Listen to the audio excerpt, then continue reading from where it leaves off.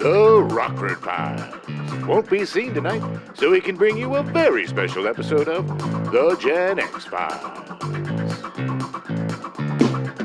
Welcome to the Gen-X Files. I'm Jim. I'm Adam. And today's show is all about BMX Bandits. The score in this is so good. It's so early 80s.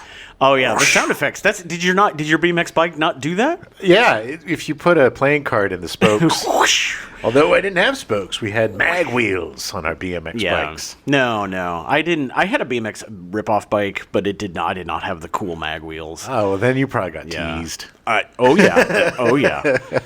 But I remember this movie being one of the reasons why I wanted, because they made it look so cool. Yes, they made it look so cool.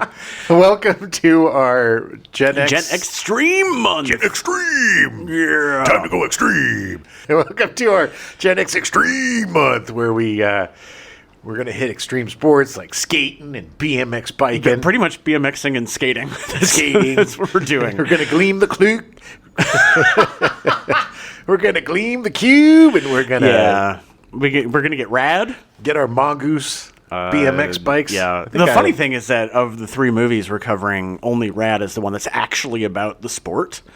Because Gleaming the Cube is definitely not either. In fact, it wouldn't. At the end of the month, we'll talk about it. But it's very similar to BMX Bandits in the plot. Well, plot? Yes, question mark? plot. I will have to say, this movie has the least character development of any film I think I've ever seen in my life. Yeah. Oh, They just it was aimed towards kids. Yeah. Yeah, but I don't know anything about PJ or Goose or Judy. Don't even know if they have parents. No. I love the fact that they meet Judy, and Judy, within like 2 days, they're all best friends. Well, that's how it is in Australia. Did you not have any friends like that when you were growing up?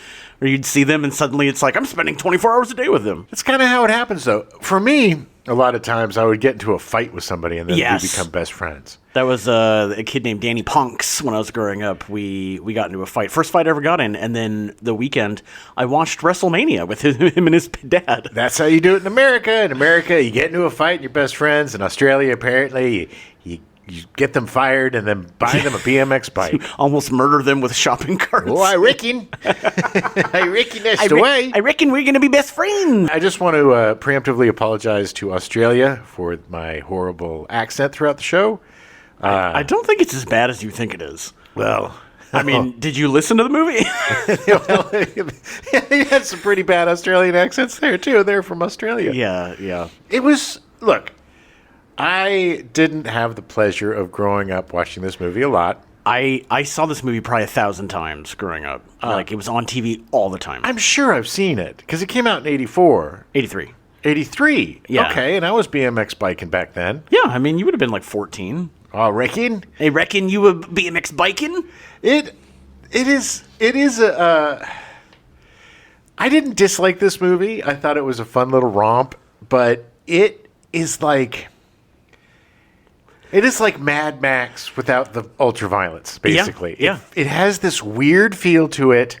It really does. It's so oddly relaxed. Yeah. For such... It's so Australia. Yeah. Oh, we're getting chased. You can tell they all hang out on the beach all the time. Well, they hang out on their bikes. Yeah. You know, perhaps if they didn't have the brightest colors known to man. That was when they come out in their full regalia. It's like, I'm the rainbow. And Judy's got her name on her helmet. Maybe they all do, but it's like, what's that name? And the fact that they're wearing T-shirts that literally say BMX Bandits. Yes. Well, in case we forgot the name of the movie. This was Nicole Kidman's first movie, right? It was. She sure beefed up when she was riding that bike. Yeah, there was a reason for that. We'll get into that. She had very bow legs when she was racing real hard. But, you know, it was a oddly relaxing film to see. I feel like the more you think about this movie, the more you're going to like it. I realized the plot is thin. I remember, granted, I don't think I've seen this movie in probably 35 years. Yeah. And probably longer than that, to be honest. But I remember there being a lot more involvement with the criminals. and not just them chasing them for 40 minutes. Well, that's basically what it is. It's just a chase movie, and it's the stupidest plot I've ever heard in my life. These kids steal walkie-talkies. Yeah. Not gold, not But bullion. it's walkie-talkies that are vital for a robbery. You've lost me. Yeah. Wow. It's Really got just sharp in your old age, It is Jim. so contrived, but it's silly that these kids. It's just so. These kids go looking for muscles to sell, so they can buy Judy a bike and get their bikes and fixed. get their bikes fixed. Yeah. And they stumble upon this cache of walkie-talkies that are apparently illegal because they broadcast on the same frequency as the police. The wavelength. There's only certain radios that broadcast on the police frequencies. And I say that knowing that full well halfway through the movie, there's construction workers that use the exact same wavelength. Not just construction. There was construction workers and there were those other people. Yeah, it was a lot of people using this wavelength. It doesn't seem so illegal, but hey, what do you expect from a country that was founded by criminals? Hey. They're not going to be so... They're going to run fast and loose with the rules, apparently. Also, I love at the very beginning they talk about how the walkies, when he's explaining the walkies, the big bad guy, he's like, we can hear them, but they can't hear us. And it's literally disproven the second the kids start using it. Well, I mean, if they don't press the button, they can't hear them. So why not just get a police scanner? I know. I'm right there with you. Anywho, but then there wouldn't be a movie, and we wouldn't get to see PJ, Judy, and Goose run around all of Queensland, Australia, or wherever they were. It's Sydney. It was Sydney. Yeah. And do some sick jumps, bro. I will say, though, I did appreciate the cinematography in this. I thought it was shot really well. Yes. It looked really nice, and the action sequences were done well. Yeah, it's just one of those... Look, man, without the...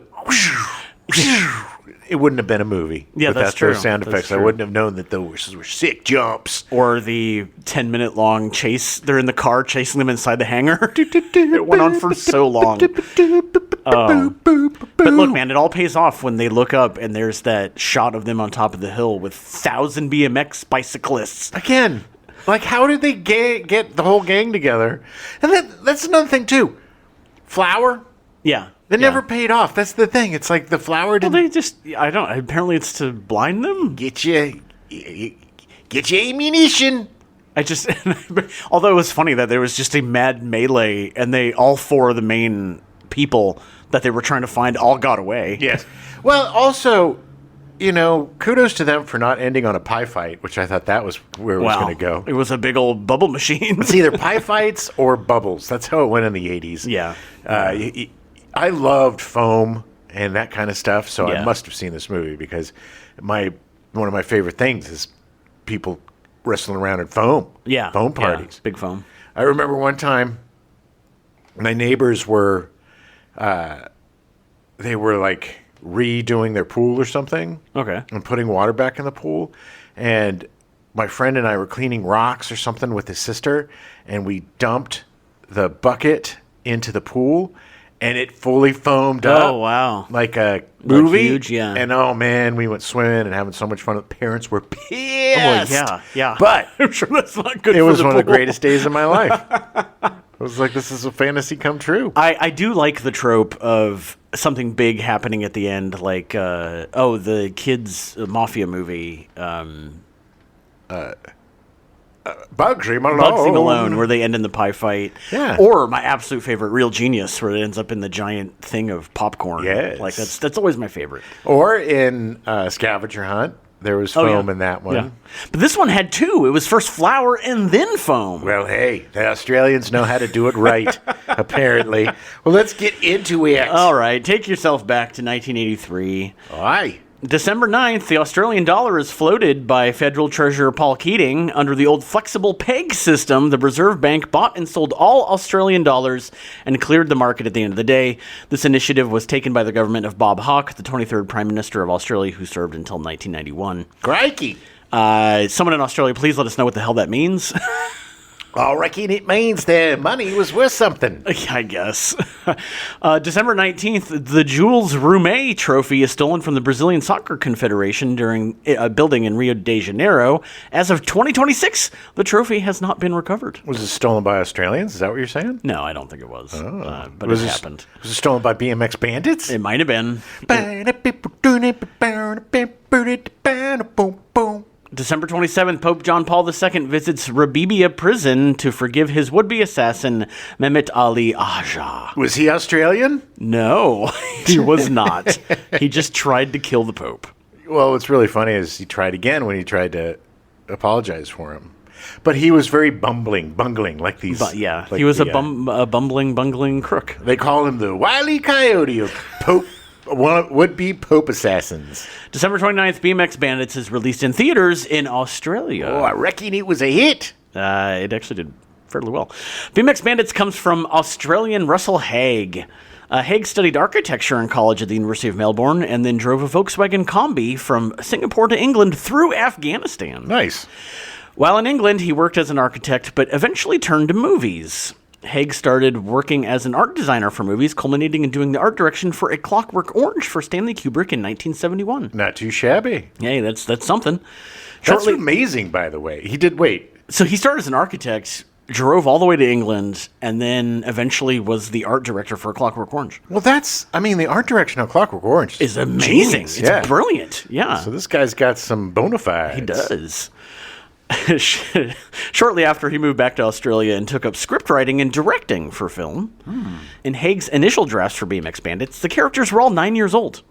Okay, well, that would have been it would have been really hard for most people to relate.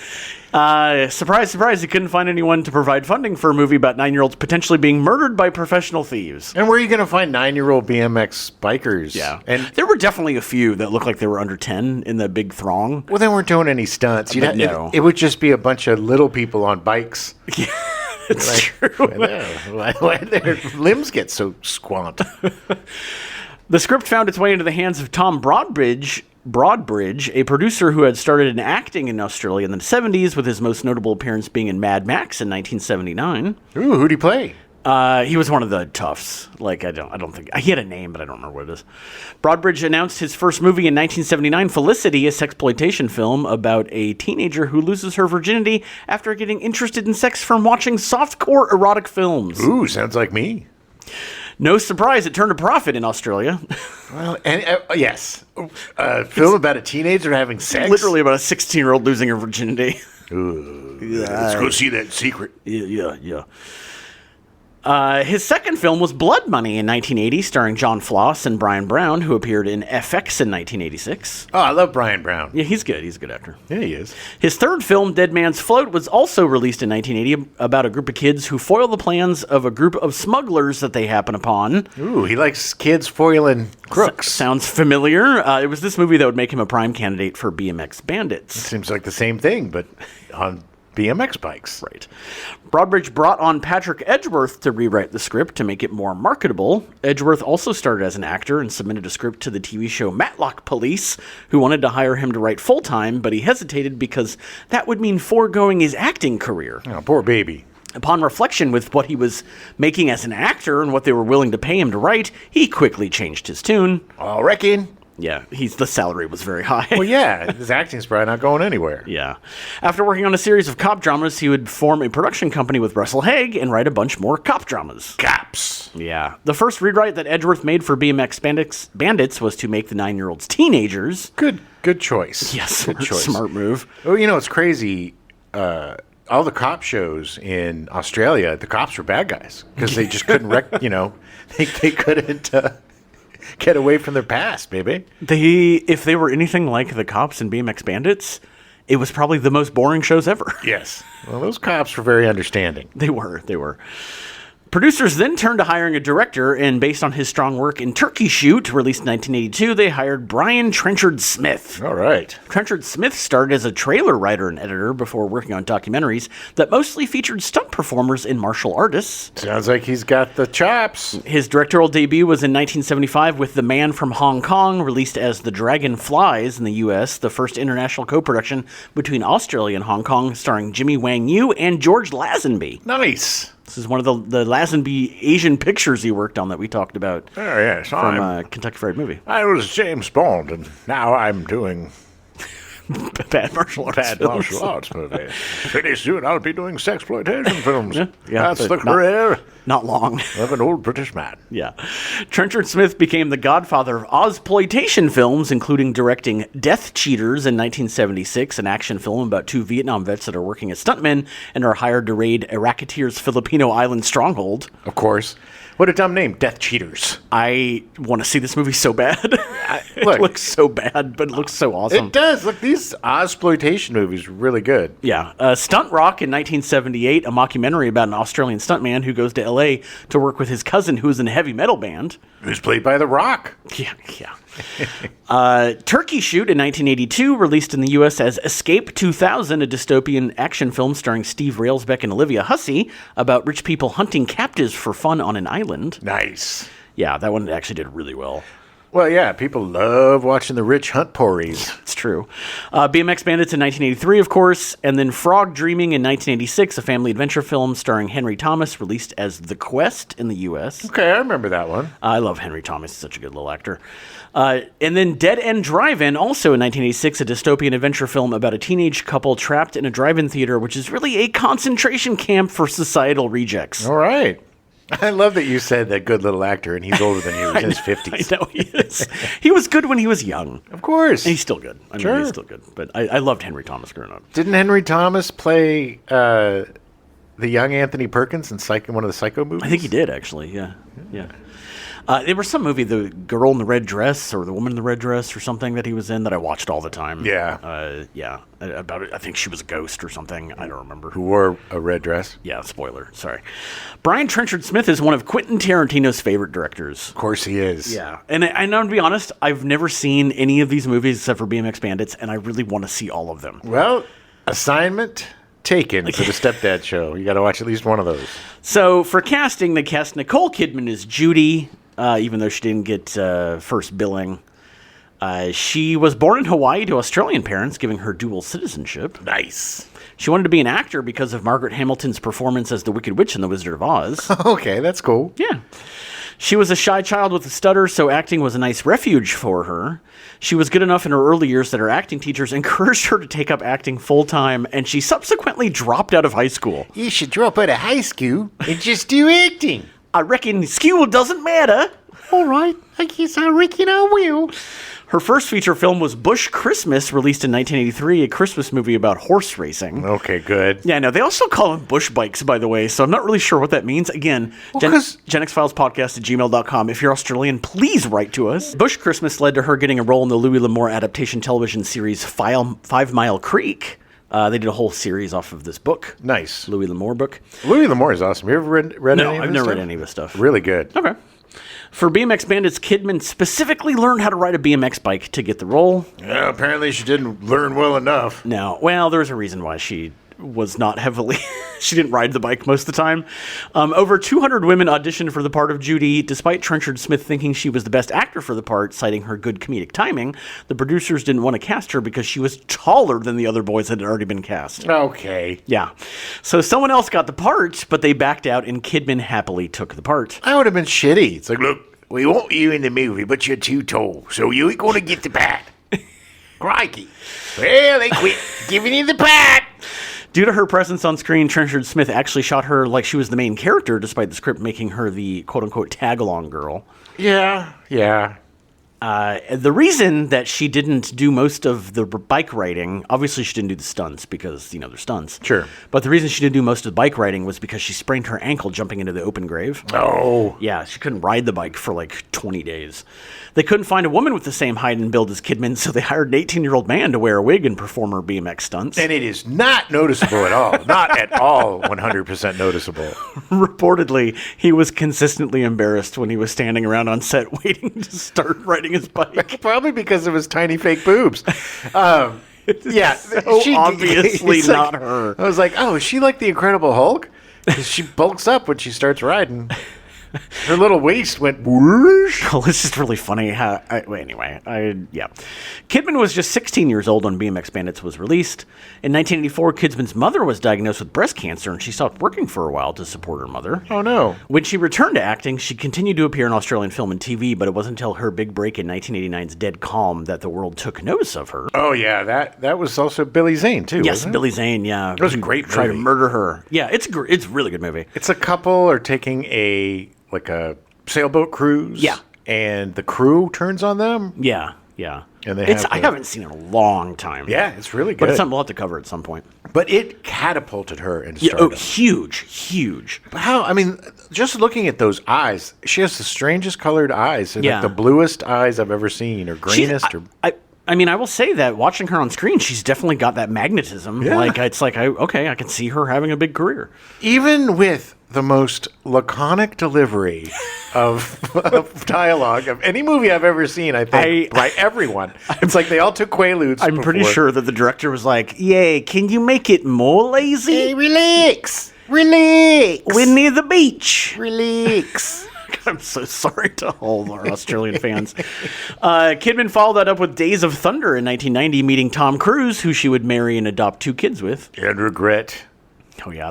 The greatest things are the memes of her coming out after she signed her divorce papers and her looking like she's dancing. Yes. And like, Yeah. Well, talk about too tall. Oh, She yeah, was a lot yeah. taller than a little tiny Tom Cruise. Little pocket size. Yeah. Tom Cruise, America's greatest stuntman.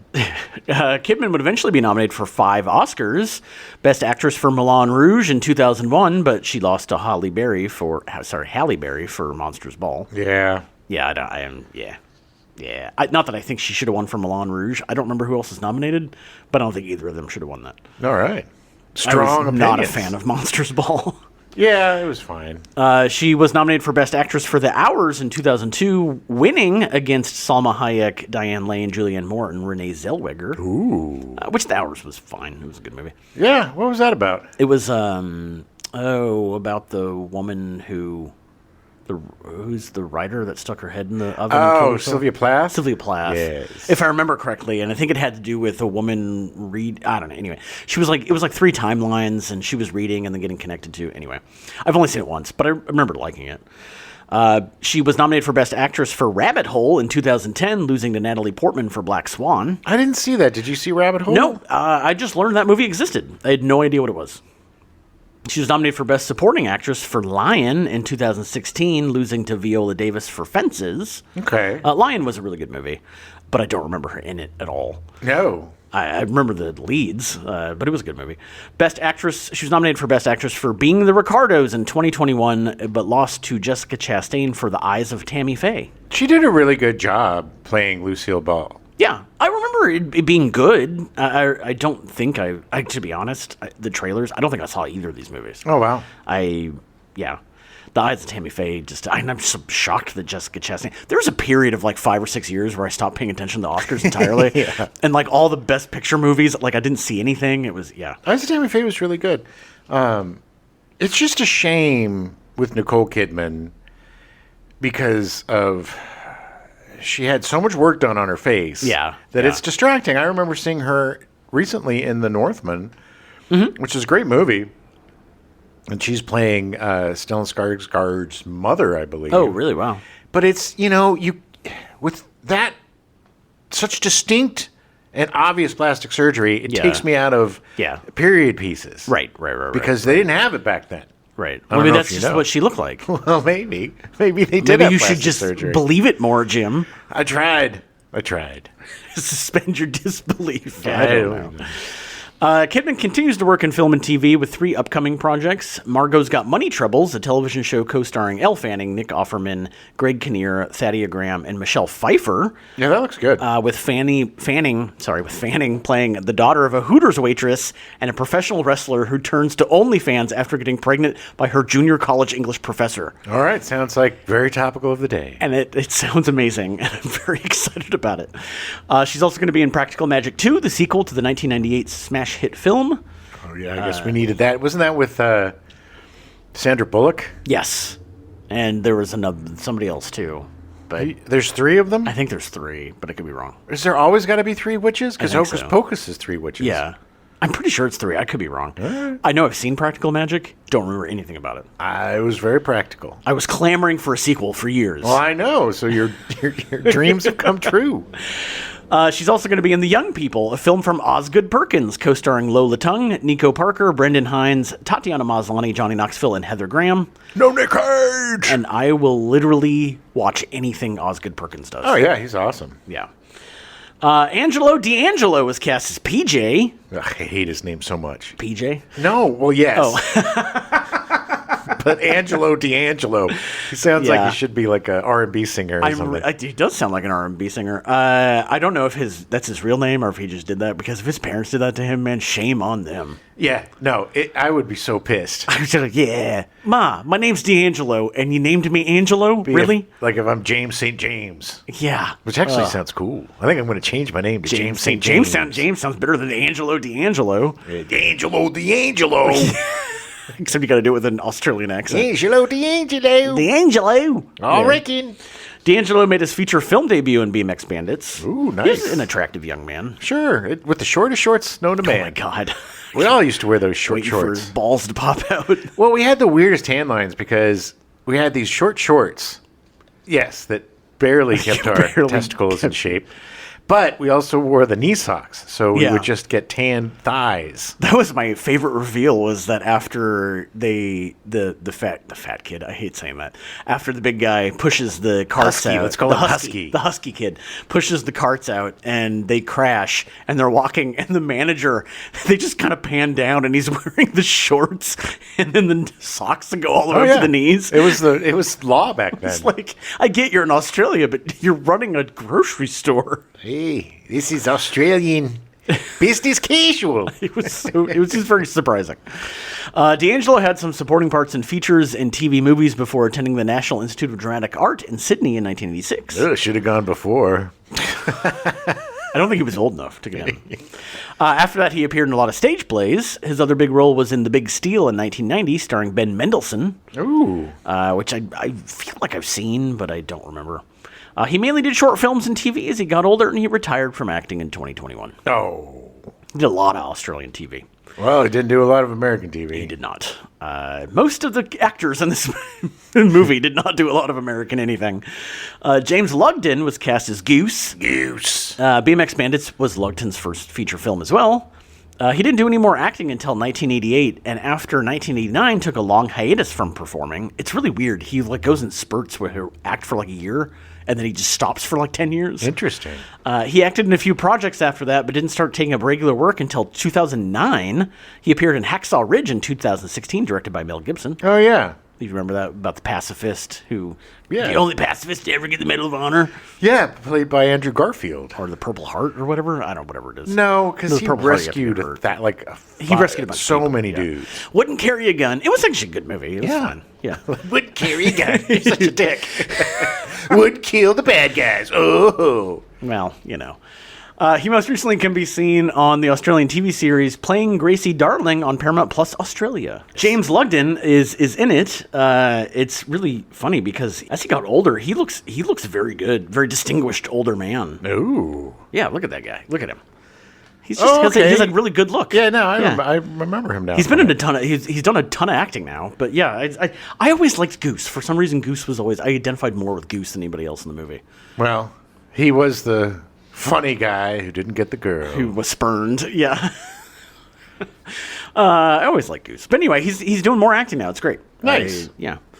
David Argue was cast as Whitey, the white-haired bumbling crook. Yes, the one that was way overdid all of his gestures. Everything. He's like the Australian Patrick Dempsey. Yeah, yeah. The best was when he's just driving the car, and that whole sequence is so stupid, where they're just not paying attention to the road, and somehow it's fine. And then he gets out, and when the other guy's mustache is grabbing him and pulling him up, he just keeps doing the little leg kicks. It was so. Look, it's kids show, it's kids movie. Hey, look, he put his all into that part as did. Whitey. Argue dropped out of school. Argue dropped out of school in year 10 of school and started attending NIDA. That's the National Institute of Dramatic Art. I also hate the fact that his name is David Argue. I hate it. I don't know why it bothers me so much. But it's changed your Argue is your last name? Yeah. Argue. Well, funny. It's appropriate because apparently he could be very difficult to work with, getting fired off of projects from time to time. Well, he seems like he's got that aura. Yeah. He's a little too cool for school with his bleach blonde hair. He made his feature film debut in 1981 with Gallipoli, the Australian war film directed by Peter Weir and starring Mel Gibson. That was a good movie. I don't think I've ever seen it. It's really good. It's about the Battle of Gallipoli. Yeah. Is that in World War I? World War II. World War II? Yeah, I think it's World War II. Yeah, I think it's World War II. Argue made an appearance in Razorback in 1984, directed by Russell Mulcahy, who directed Highlander. Nice. Yeah. That's also Russell Mulcahy. Wasn't that the name of the chaplain in MASH? Maybe. It was something Mulcahy. Father Mulcahy. Father? Yeah. I don't know if his first name was Russell.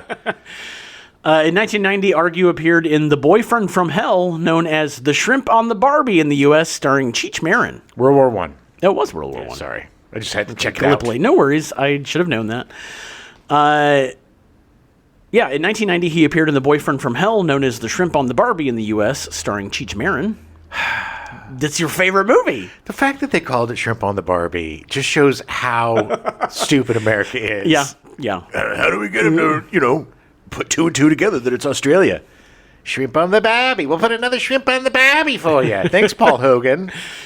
In 1992, he appeared in Hurricane Smith, an action movie from with Carl Weathers going to Australia to save his sister. Love Carl Weathers. Probably saw that. I probably have. I don't remember. In 1993, he had a lead role in Hercules Returns, a cult comedy classic in Australia. Nice. Yeah. No Schwarzenegger in that one. Oh, I'm Hercules. But they put my voice. They didn't use my voice. They used a dub. They dubbed it. It sounded like this. Hi, I'm Hercules. I reckon you're Hercules. I reckon.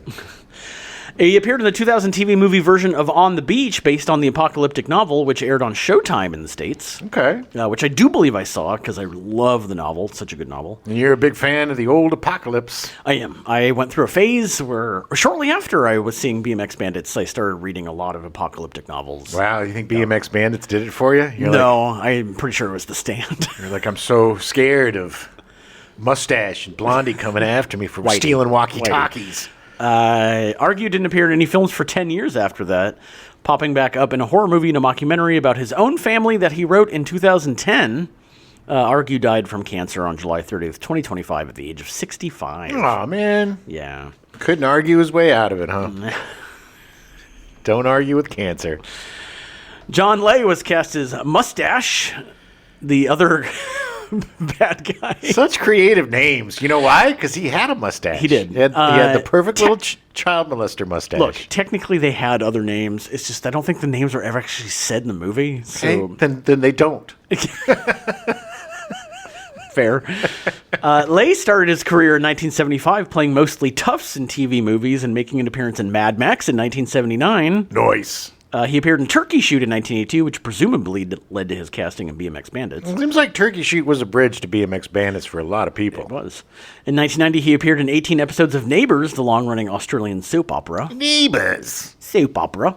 He stopped acting in 1991 for unknown reasons and passed away in 2020 from cancer at the age of 69. Good Lord. Yeah. Well, like at BMX Bandits, it was carcinogenic, apparently. Brian Marshall was cast as the boss. Yeah, he was really good. The big bad guy. Marshall was a graduate of RADA in Britain, the Royal Academy of Dramatic Art, but did a lot of his work in Hammer horror films, including Rasputin the Mad Monk in 1966. Nice. The Witches in 1966 as well, The Viking Queen in 1967, and Quatermass in the Pit in 1967. Nice. He also appeared in some higher profile projects like Alfie in 1966, starring Michael Caine. Oh, yeah. Mosquito Squadron in 1969, directed by Boris Segal. Ooh. Katie Seagal's dad, Nice. who had his head chopped off by a helicopter. Right, doing Avalanche. Yeah, doing the... No, was it Avalanche? It was a TV miniseries. I think it was Avalanche, yeah.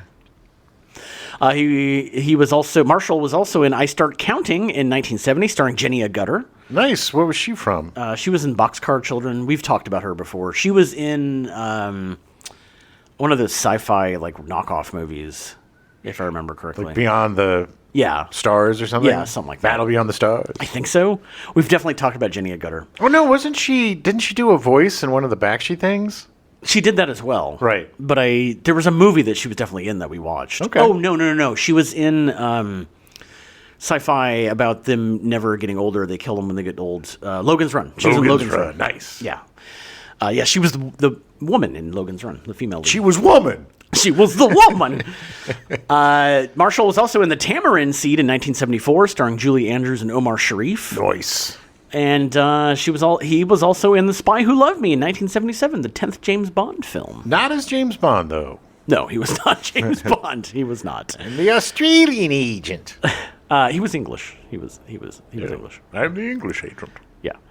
That whole bit where he talks about his past in Australia, he improv'd all of that. Oh, wow. His past in England, he improv'd all that. Yeah. His most well-known role may be in The Long Good Friday in 1980, starring Bob Hoskins and Helen Mirren. Good movie. Yeah. In 1989, Marshall was the original host of Australia's Most Wanted, an Australian version of the show America's Most Wanted, which was focused on helping the police with unsolved crimes. Oh, boy, did they have a lot. They never ran out of crimes in Australia, baby. I mean, they're all criminals, Yeah. technically. It's like, oh, they going to catch me this time? Yeah. That same year, he also starred in The Punisher with Dolph Lundgren, perhaps the greatest and worst Punisher movie of all time. I will punish you.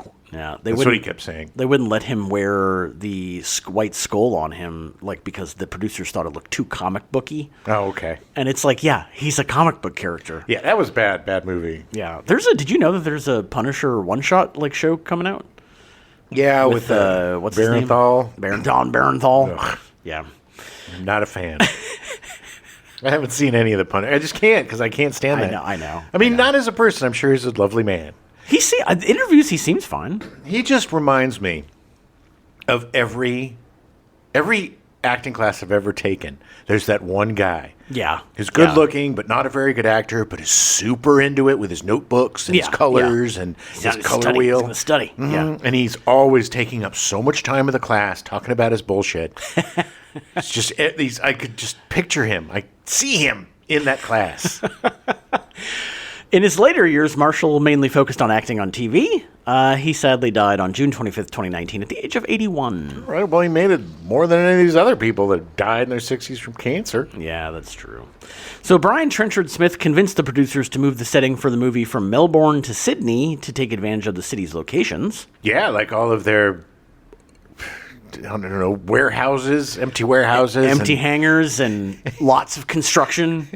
and dumps for hazardous materials. Very appropriately placed ramps that BMX bikes could go up. Yes, right next to old cans of petrol. Some of the locations featured include Northern Beaches, Warringah Mall, Waverley Cemetery in Bronte, Manly Oval, the Manly Waterworks, the Corso, Manly Beach, Sydney Harbor, and Lane Cove for the flower bombing scene. Well, of course, you couldn't do it anywhere but Lane Cove. Well, they had to have two things, a cul-de-sac and a hill. Yeah, well. And there's only one of those in Australia. It's Lane Cove. Yes. Trenchard-Smith then wrote action sequences based on... My concept for the BMX action, putting BMX bikes where BMX bikes are meant to be.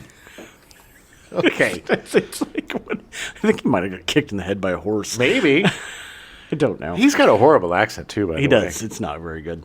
The movie took 41 days to complete, longer than a normal shoot because of the child labor laws due to some of the cast being under 16 years old. Maybe that's also part of the reason why the lines were very lackadaisical. Yeah. Because Brian Trenchard-Smith was like, I normally shoot these in 10 days. I've got 41 days. Oh, let's just talk really slowly. Well, I got a shot of them driving by. Hey, That's lunch. There we go. Let's have some shrimps on the barbie.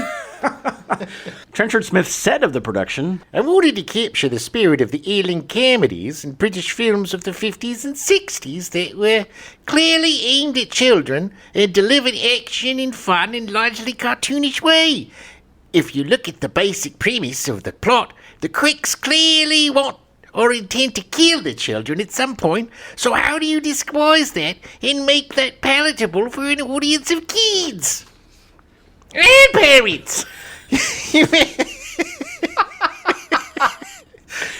And parents, you make the crooks buffoonish, a gang that couldn't shoot straight so that it takes the cast off unyielding purpose.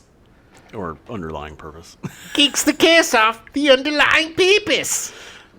Yeah. I mean, that pretty much sums up the whole movie. Sure. Well, it's, there's so many movies like that. You go back to even like Escape from Witch Mountain or... Yeah.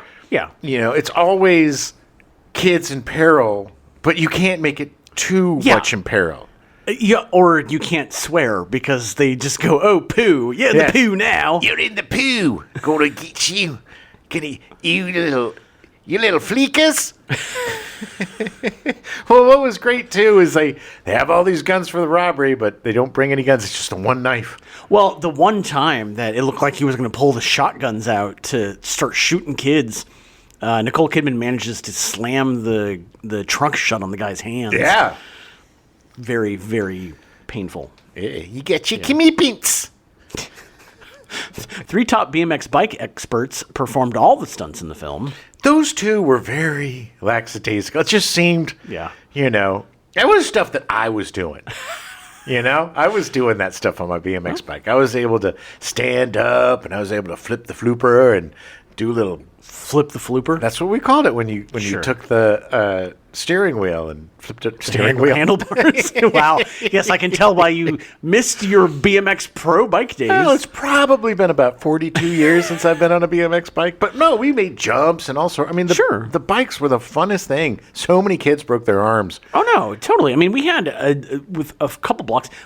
I grew up right on the edge of the city, and beyond that was all just like wooded areas. Yeah. And there was somebody much older than us had made like a dirt bike, like path or a course, and we would go over there all the time and use it with our tiny little BMX bikes. Oh yeah, we had tons of jumps. We had this one jump over a pond that we would jump, and you have to like ditch your bike and fall into the pond. Wow! And somebody broke their arm, and we're like, "Oh my god, it's really hurt! Let's get out of here!"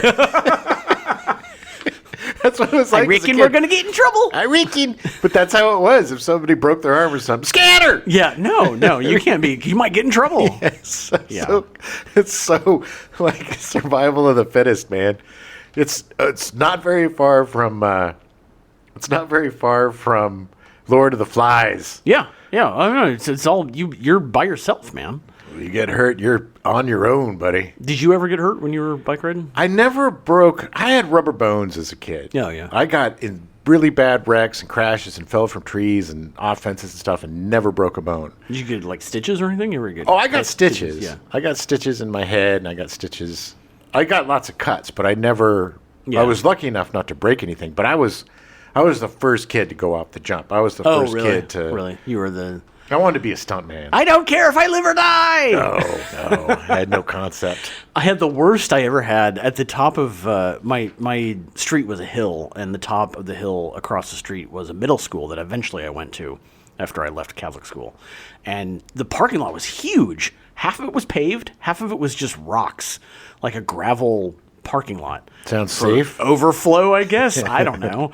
But like of course our idiot kids, like we would go full speed on the concrete and then try to do like skid outs. Yeah.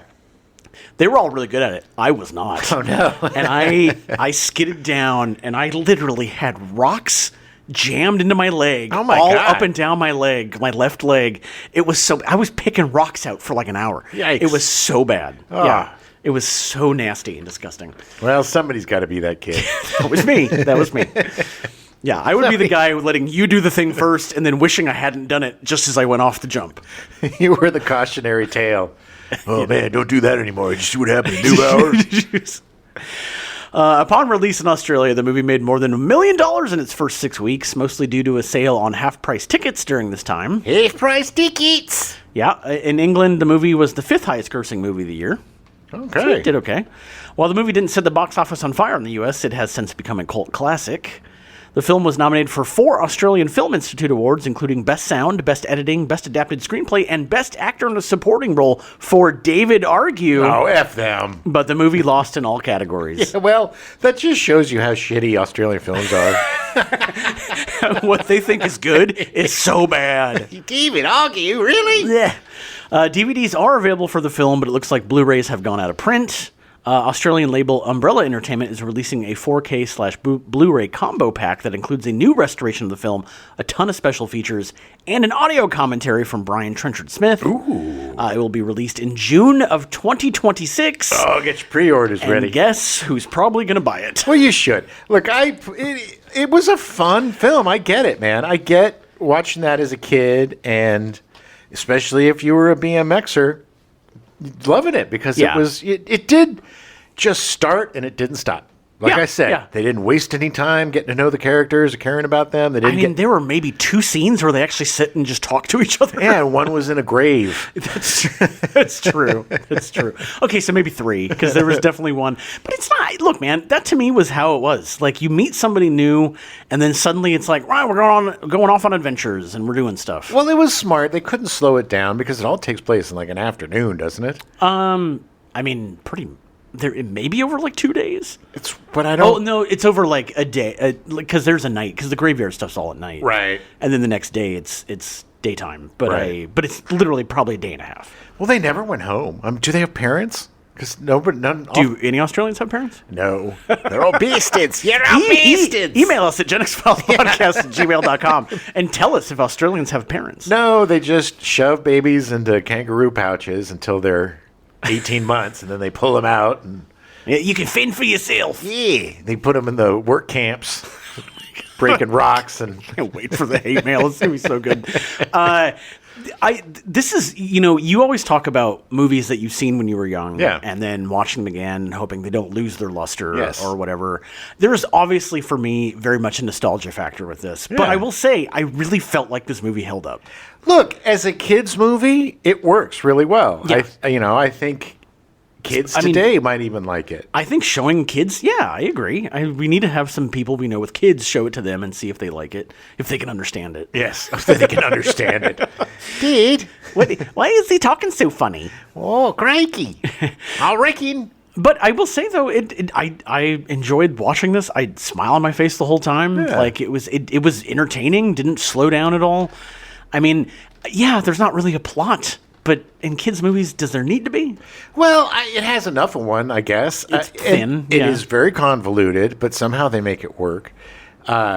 It's these kind of movies that fascinate me because as a writer, thinking of like all the hoops that they jump through to get to where the BMX racing and stuff is, it's like they couldn't have just had them find some money or something or something simple. Well, you got to have bad guys. You got to have some kind of But it's something just to fight against. So I've never seen a movie where it's all about getting back their walkie-talkies. Yeah.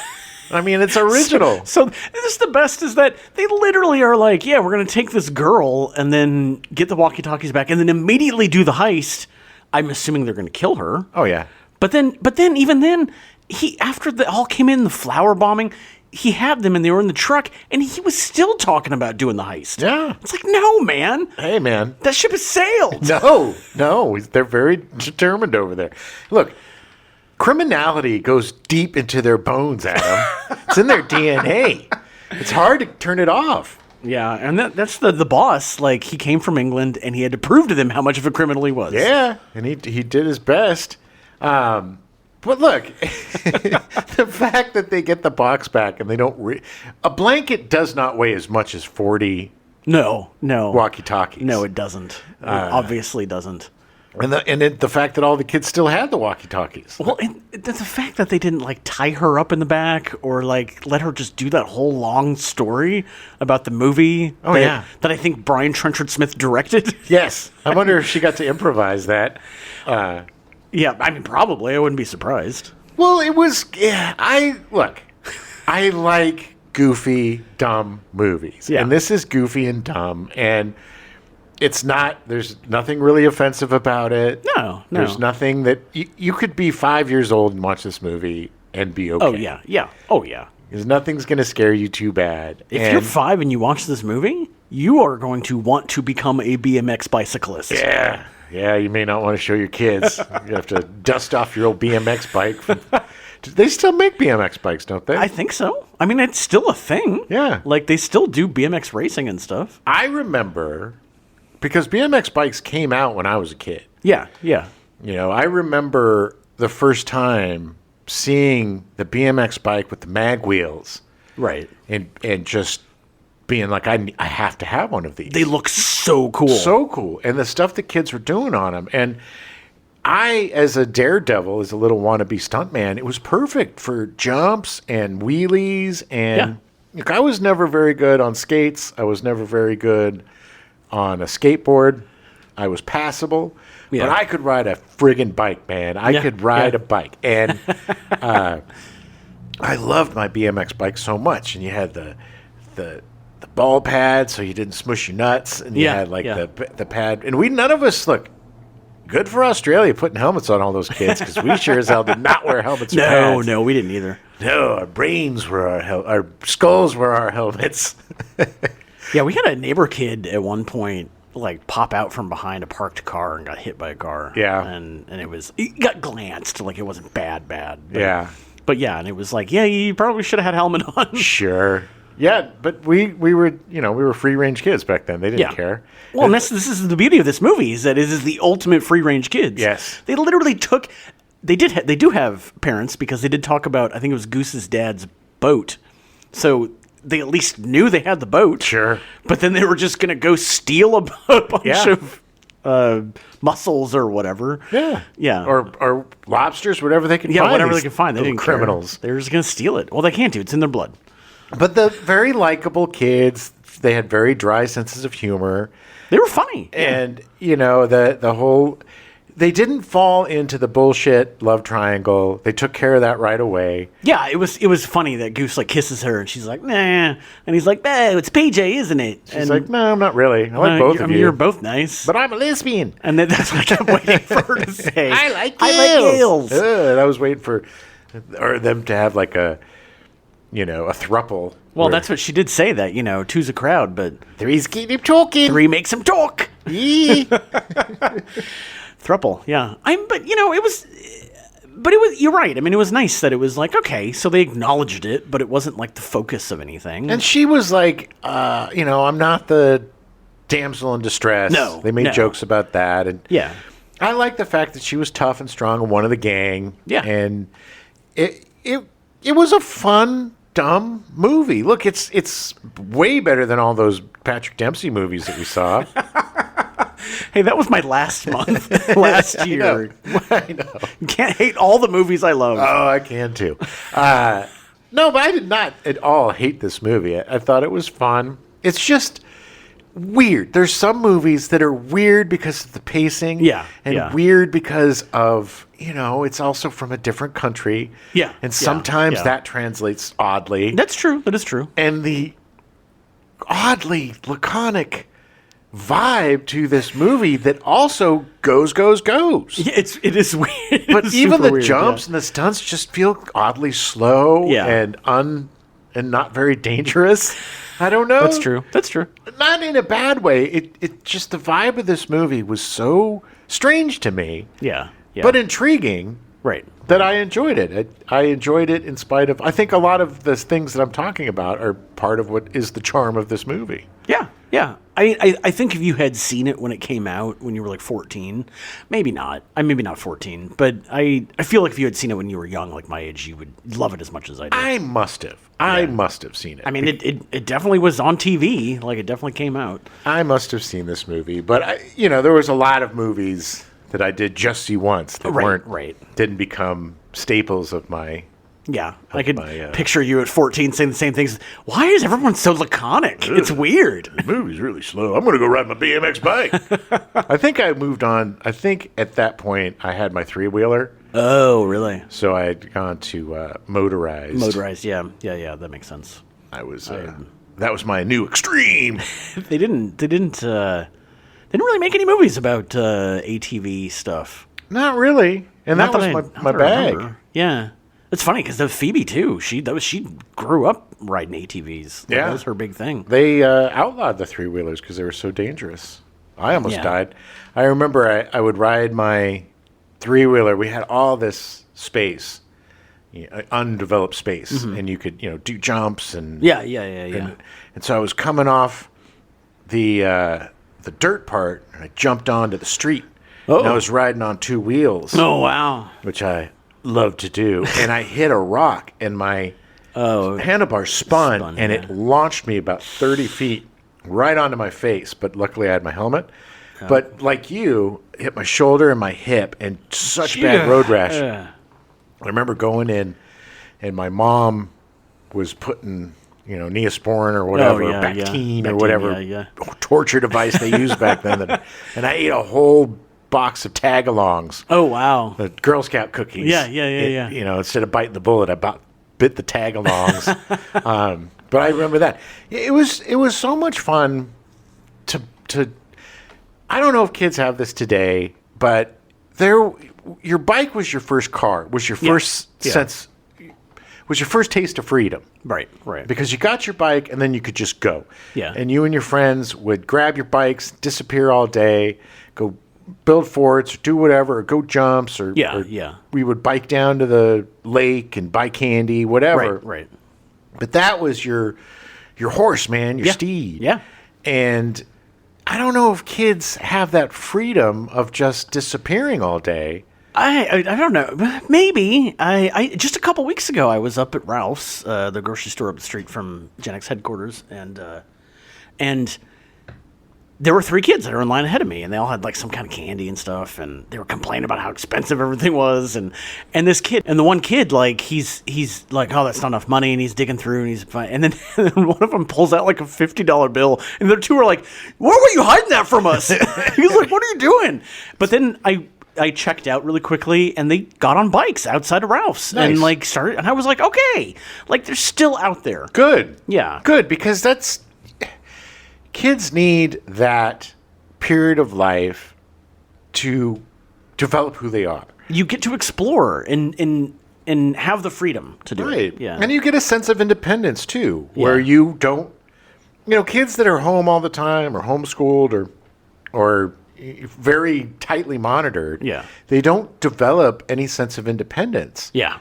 And so it's hard for them to move out of the house or to move Right. on or to push themselves socially or to do things that scare them because they don't have that background, I guess. They didn't have the experience of that when they were young. No, and I Yeah. think, look, honestly, we probably had too much of it, being latchkey kids. Yeah. There was some neglect in Gen X. There was some definite neglect. I think for some, yes. I mean, both my parents worked. I spent a lot of time alone, and I liked it. And and you know me, I love spending time alone. That's part of who I am. Right, I'm a loner, daddy. But speaking of bikes, Yeah, exactly. But I wonder. I just wonder if kids. It's good to hear that about those kids at Ralph's because it just seems to me that. And look, the world is a much more dangerous place than it was when we were kids. Yeah. A lot more cars on the road. yeah. A lot of people not paying attention. A lot more predators that are prevalent. Yeah. And it is. And, not to mention all of the online bullshit that Yeah. always in That's the a background. whole other layer. Right. Yeah. But stuff that keeps kids off screens and exploring. Yeah. Because that's what I would do. I remember any place I would go with my folks, I would be like, I'm going to go explore, Yeah. or I'm going to go on an expedition. Right.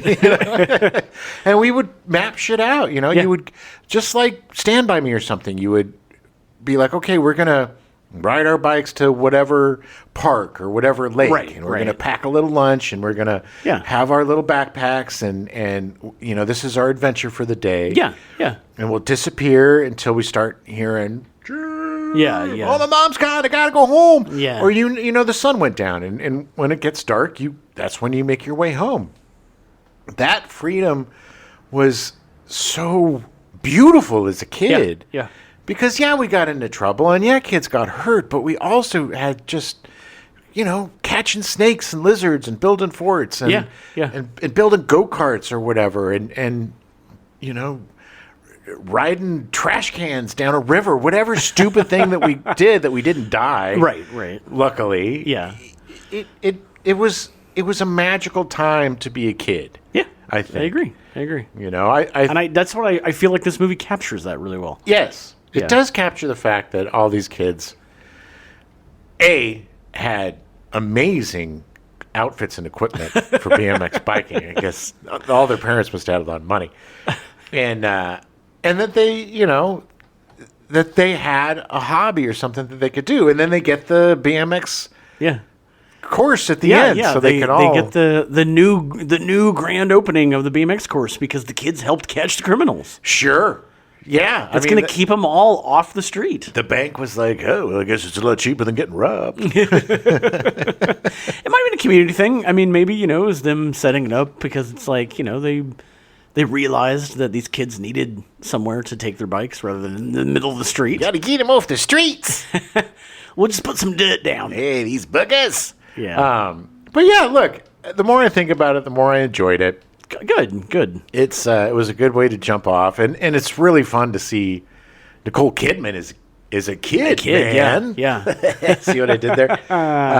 But she was great even back then. Yeah, it really makes me kind of sad that Goose and PJ didn't have bigger careers because I thought they were both really good. They were good, and the three of them had a great chemistry. Yeah, they were very believable as being friends. And look, honestly, I think she, as an actor, brought out more from them. Yeah. Because, like you said, as soon as she's on screen, you can't take your eyes off her. She is, I mean, even back then, you can see there's a movie star in the making. Yeah. And it's true. And even till today, she's still a great star. She is. Getting her inauspicious beginnings as a troubled Ute who stole some walkie-talkies and... She just wanted to be a BMX racer. Well, see, they're not the Bandits. They should have called it BMX Heroes. I realized that doesn't roll off the tongue, No, Jim. it doesn't.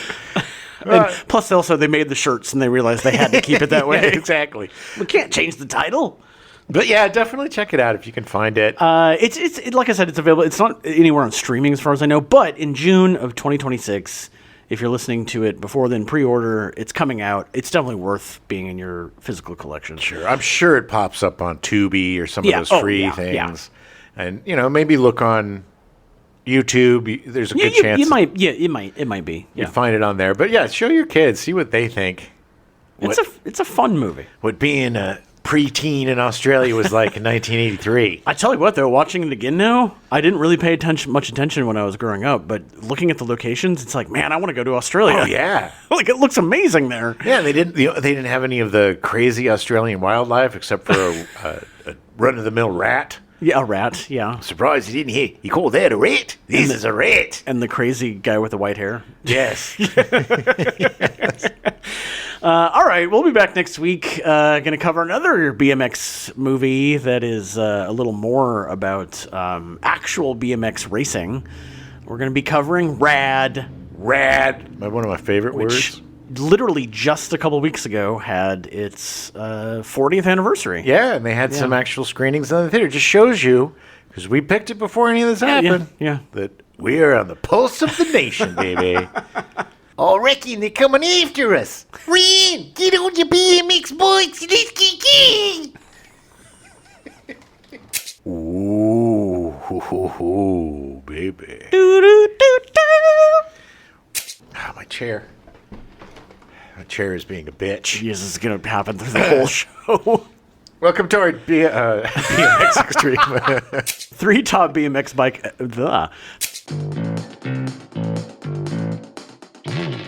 We now return you to your regularly scheduled programming. Fantasy Island, already in progress.